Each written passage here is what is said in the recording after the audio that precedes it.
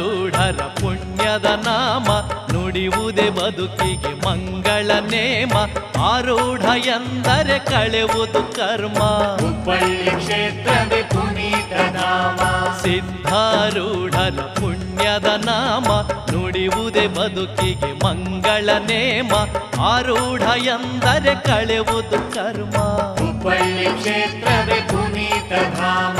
ನಿರುಪಮ ನಿರ್ಗುಣ ಸಿದ್ಧಾರೂಢ ನಿತ್ಯ ನಿರಂಜನ ಸಿದ್ಧಾರೂಢ ಶರಣ ಕುಲದೀಪ ಸಿದ್ಧಾರೂಢ.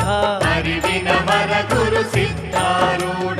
ಸಿದ್ಧಾರೂಢರ ಪುಣ್ಯದ ನಾಮ ನುಡಿಯುವುದೇ ಬದುಕಿ